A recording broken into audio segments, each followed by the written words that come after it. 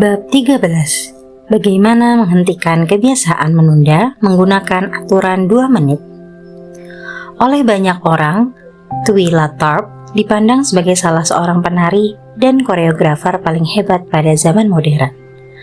Pada 1992, ia dianugerahi beasiswa MacArthur yang sering disebut Genius Grant, dan menghabiskan sebagian besar karirnya berkeliling dunia untuk mempertunjukkan karya-karya aslinya.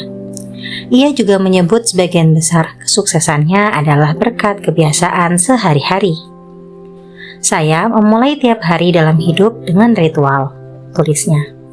Saya bangun pukul 5.30 pagi, mengenakan baju olahraga, menghangat kaki, baju hangat, dan topi. Saya berjalan keluar dari rumah saya di Manhattan, memanggil taksi dan memintanya mengantar saya ke Pumping Iron Gym di 91 Street dan First Avenue, tempat saya berolahraga selama 2 jam.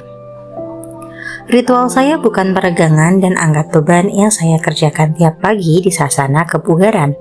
Ritual saya adalah taksi.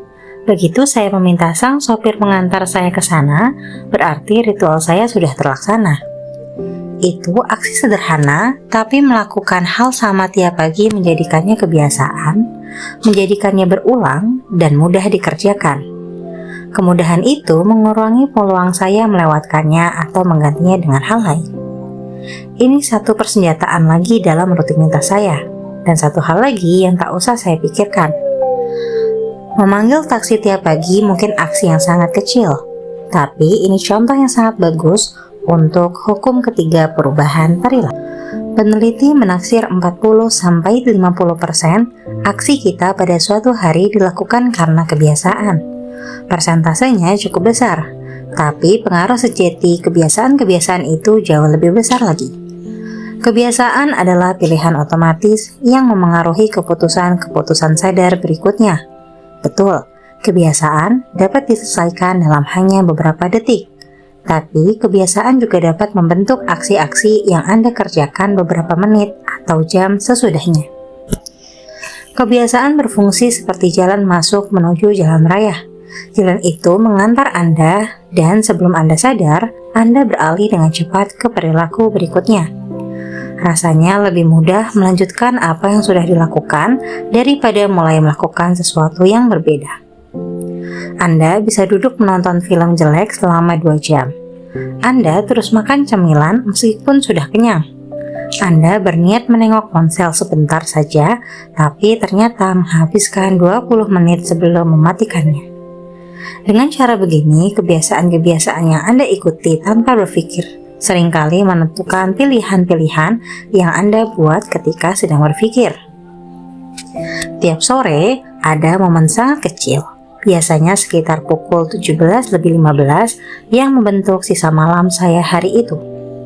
Istri saya pulang dari kerja dan entah kami berganti pakaian dengan baju olahraga dan langsung ke sasana olahraga atau langsung ke sofa, memesan kuliner India, dan menonton The Office.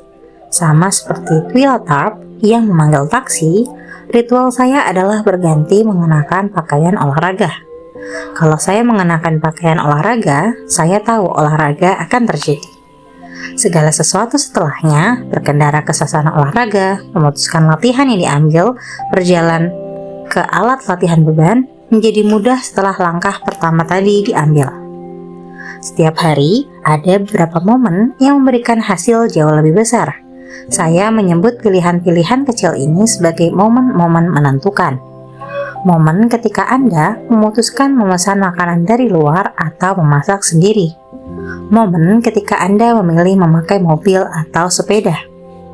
Momen ketika Anda memutuskan mulai membuat PR atau mengambil konsol video game. Pilihan-pilihan ini seperti menemui jalan bercabang. Momen-momen yang menentukan ini menetapkan opsi-opsi yang tersedia untuk diri sendiri di masa sesudahnya. Sebagai contoh, berjalan ke restoran menjadi momen menentukan karena menentukan apa yang akan Anda makan untuk santap malam. Secara teknis, Anda memegang kendali atas apa yang Anda pesan. Tapi dalam pengertian lebih luas, Anda hanya dapat memesan makanan yang ada di menu. Jika berjalan ke restoran steak, Anda dapat memesan sirloin atau ribeye, tapi bukan sushi. Opsi-opsi Anda dibatasi oleh apa yang tersedia. Opsi-opsi Anda dibentuk oleh pilihan pertama. Momen-momen menentukan. Kita dibatasi oleh kemana kebiasaan mengantar kita. Ini sebabnya sangatlah penting menguasai momen menentukan dalam menjalani hari. Tiap hari terdiri atas banyak momen, tapi sesungguhnya hanya beberapa pilihan kebiasaan yang menentukan jalan yang Anda ambil. Pilihan-pilihan kecil ini bertumpuk, masing-masing menentukan lintasan yang Anda ambil pada detik-detik berikutnya. Kebiasaan sama seperti pintu masuk, bukan tujuan akhir. Ada taksi, tapi bukan sasana kebugaran. Aturan 2 menit. Bahkan ketika tahu bahwa Anda harus mulai dari yang kecil, mudah bagi Anda untuk mulai dengan terlalu besar. Ketika bermimpi akan membuat perubahan, mau tidak mau Anda dikuasai gairah dan akhirnya Anda berusaha melakukan terlalu banyak dalam waktu terlalu cepat. Cara paling efektif yang saya tahu untuk melawan kecenderungan ini adalah aturan 2 menit. Yang menyatakan ketika Anda memulai kebiasaan baru, kebiasaan itu harus dapat dilakukan dalam kurang dari 2 menit. Anda akan mendapati bahwa hampir setiap kebiasaan dapat diubah menjadi versi 2 menit. Membaca sebelum tidur tiap malam menjadi membaca 1 halaman. Berlatih yoga 30 menit menjadi mengambil matras yoga. Belajar untuk kuliah besok menjadi membuka buku catatan. Melipat cucian menjadi melipat sepasang kaos kaki. Lari 3 km menjadi memakai sepatu lari. Gagasannya adalah membuat kebiasaan Anda dimulai semudah mungkin. Siapapun dapat bermeditasi selama 1 menit, membaca 1 halaman, atau membereskan baju yang sudah kering. Dan seperti yang baru kita bahas, ini strategi yang dahsyat karena begitu Anda memulai hal yang benar, jauh lebih mudah untuk melanjutkannya. Kebiasaan baru tidak harus terasa seperti tantangan. Aksi-aksi berikutnya mungkin menyulitkan, tapi 2 menit pertamanya haruslah mudah. Yang Anda inginkan adalah kebiasaan pembuka, yang secara alami mengantar Anda ke jalur yang lebih produktif. Anda biasanya dapat membayangkan kebiasaan-kebiasaan pembuka pintu yang akan mengantarkan Anda ke hasil-hasil yang Anda inginkan dengan memetakan sasaran pada skala dari sangat mudah sampai sangat sulit. Sebagai contoh, berlari untuk lomba maraton itu sangat sulit. Berlari sejauh 5 km itu sulit. Berjalan sebanyak 10.000 langkah masih sulit. Namun, berjalan 10 menit jelas mudah. Begitu pula ritual mengenakan sepatu lari itu sangat mudah. Sasaran Anda mungkin ikut lomba maraton, tapi kebiasaan pintu masuknya adalah mengenakan sepatu lari. Begitulah cara mengikuti aturan 2 menit. Orang sering merasa aneh kalau menjadi bersemangat sesudah membaca 1 halaman, bermeditasi selama 1 menit, atau menelpon calon klien sekali saja. Namun, yang penting bukanlah tidak melakukan satu hal. Yang penting adalah menguasai kebiasaan memulai sesuatu. Kebiasaan harus ada dulu sebelum bisa disempurnakan. Jika Anda tidak mampu mempelajari keterampilan dasar memulai sesuatu, kecil harapan Anda untuk menguasai detail berikutnya. Alih-alih mencoba merekayasa kebiasaan yang sempurna sejak awal, lakukan versi mudahnya secara lebih konsisten. Anda harus membuat standar dulu sebelum bisa melakukan optimalisasi. Sebagai contoh, aktivitas sangat mudah, mengenakan sepatu lari. Mudah, berjalan 10 menit. Cukup mudah, berjalan 10.000 langkah. Sulit, berlari 5 km. Sangat sulit, ikut lomba maraton. Sangat mudah, menulis 1 kalimat. Mudah, menulis 1 paragraf. Cukup mudah, menulis 1000 kata. Sulit menulis artikel sepanjang 5.000 kata. Sangat sulit menulis buku. Sangat mudah membuka catatan. Mudah belajar selama 10 menit. Cukup mudah belajar selama 3 jam. Sulit meraih nilai A penuh. Sangat sulit meraih gelar PhD. Ketika Anda menguasai seni memulai sesuatu, 2 menit pertama pada dasarnya adalah ritual di awal rutinitas yang lebih besar. Melakukan versi kebiasaan yang lebih mudah bukan hanya aksi cerdik, karena sesungguhnya ini cara yang ideal untuk menguasai keterampilan yang sulit. Makin sering Anda meritualkan awal suatu proses, makin besar peluang Anda masuk ke status fokus lebih dalam yang diperlukan untuk melakukan hal-hal besar. Dengan melakukan pemanasan yang sama sebelum setiap olahraga, lebih mudah bagi Anda untuk masuk ke tahapan performa puncak.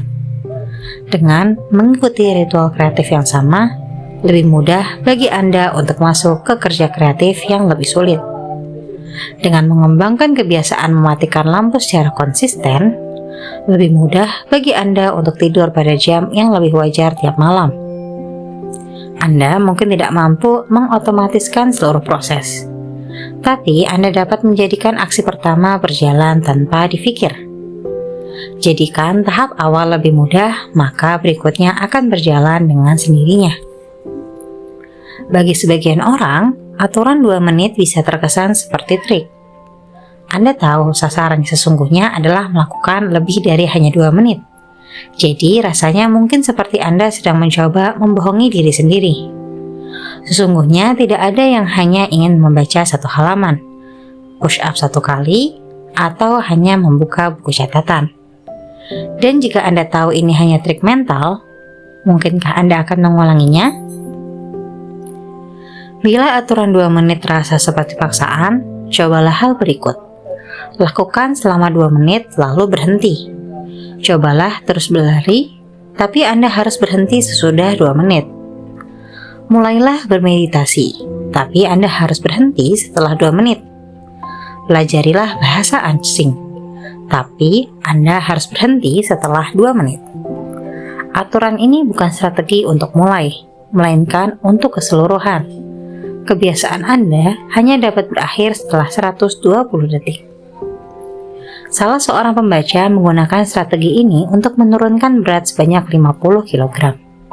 Awalnya ia pergi ke sasana olahraga tiap hari, tapi dalam hati ia berkata bahwa ia tidak boleh tinggal lebih dari 5 menit. Ia pun pergi ke sasana olahraga, berlatih selama 5 menit, lalu pulang segera setelah waktunya habis. Setelah beberapa pekan, ia melihat ke sekeliling dan berkata dalam hati, "Bagaimanapun, aku akan selalu datang ke sini. Aku mungkin akan tinggal lebih lama." Beberapa tahun kemudian, berat badannya berkurang. Mengisi buku harian menyediakan contoh lain. Hampir semua orang bisa mendapatkan manfaat dari menumpahkan pikiran dari kepala ke kertas. Tapi kebanyakan orang menyerah setelah beberapa hari atau menghindarinya sama sekali karena menulis buku harian terasa seperti kewajiban. Rahasianya adalah selalu berada di bawah tahap sebelum suatu kegiatan terasa seperti kewajiban atau beban. Greg McKeown, konsultan kepemimpinan dari Inggris, membangun kebiasaan menulis buku harian dengan secara spesifik. Menulis lebih sedikit daripada yang ia inginkan. Ia selalu berhenti menulis buku harian sebelum kegiatan itu terasa seperti beban. Ernest Hemingway mempercayai saran serupa untuk menulis apapun. Cara terbaik adalah selalu berhenti ketika Anda merasa baik, katanya. Saya merancang strategi kebiasaan menulis buku harian khusus agar menulis buku harian menjadi lebih mudah. Isinya meliputi subbab berjudul One Line per Day, yang meminta Anda cukup menulis 1 kalimat tentang hari yang Anda lewati. Anda dapat mengetahui lebih banyak di atomichabits.com/journal. Strategi seperti ini juga berhasil karena alasan lain. Strategi ini memperkuat identitas yang ingin Anda bangun. Jika datang ke sasana olahraga 5 hari berturut-turut, bahkan seandainya hanya selama 2 menit, Anda mengumpulkan nilai untuk identitas baru Anda. Anda tidak mengkhawatirkan bentuk tubuh. Anda berfokus menjadi tipe orang yang tidak pernah melewatkan olahraga. Anda mengambil aksi paling kecil yang menegaskan tipe orang yang Anda inginkan. Kita jarang berpikir tentang mengubah cara ini karena setiap orang hanya berpikir tentang sasaran akhir. Namun, push up 1 kali lebih baik daripada tidak berolahraga sama sekali. 1 menit berlatih kitab lebih baik daripada tidak sama sekali. 1 menit membaca lebih baik daripada tidak mengambil buku sama sekali. Lebih baik melakukan lebih sedikit daripada yang Anda harapkan ketimbang tidak melakukannya sama sekali. Pada suatu waktu, setelah kebiasaan itu mapan dan Anda berhasil melakukannya setiap hari, Anda dapat menggabungkan aturan 2 menit dengan teknik yang kami sebut habit shaping, pembentukan kebiasaan. Untuk mengembangkan kebiasaan Anda ke skala menuju sasaran akhir Anda. Mulailah dengan menguasai 2 menit pertama versi kecil perilaku, lalu majulah ke tingkat menengah dan ulang prosesnya. Berfokuslah pada hanya 2 menit pertama dan kuasai babak itu sebelum beralih ke tingkat berikutnya. Akhirnya Anda akan sampai ke kebiasaan yang sejak awal ingin Anda bangun sampai tetap mempertahankan fokus Anda di tempatnya seharusnya, 2 menit pertama. Hampir semua sasaran yang lebih besar dalam hidup Anda dapat diubah menjadi perilaku 2 menit. Aku ingin hidup sehat dan panjang umur. Aku ingin tetap ramping. Aku perlu berolahraga. Aku perlu berganti baju olahraga. Aku menginginkan perkawinan yang bahagia. Aku perlu menjadi pasangan yang baik. Aku harus melakukan sesuatu setiap hari agar hidup pasanganku lebih mudah. Aku harus membuat rencana makan untuk minggu depan. Setiap kali kerepotan mempertahankan kebiasaan, Anda dapat menerapkan aturan 2 menit. Ini adalah cara yang sangat sederhana untuk menjadikan kebiasaan Anda lebih mudah. Contoh pembentukan kebiasaan. Fase pertama, bangun lebih pagi, sudah di rumah pukul 11 malam setiap hari. Fase kedua, mematikan semua alat TV, ponsel, dan sebagainya pada pukul 11 malam setiap hari. Fase ketiga, sudah diranjang pada pukul 11 setiap hari, membaca buku, mengobrol dengan pasangan. Fase keempat, mematikan lampu pada pukul 11 setiap hari. Fase kelima, bangun pukul 6 setiap hari. Kebiasaan menjadi pemakan sayuran. Fase pertama, mulai makan sayuran setiap kali makan. Fase kedua, berhenti makan hewan berkaki 4, sapi, kambing, dan sebagainya. 3. Berhenti makan hewan berkaki 2, ayam, bebek, dan sebagainya. Fase keempat, berhenti makan hewan tak berkaki, ikan, kerang, dan sebagainya. Fase kelima, berhenti makan semua produk hewani, telur, susu, keju. Kebiasaan mulai berolahraga. Fase pertama, berganti mengenakan pakaian olahraga. Fase kedua, berjalan keluar rumah, mencoba berjalan-jalan. Fase ketiga, pergi ke tempat olahraga, berlatih 5 menit, lalu pergi. Fase keempat, berlatih selama 15 menit, sekurangnya sekali seminggu. Fase kelima, berlatih 3 kali seminggu.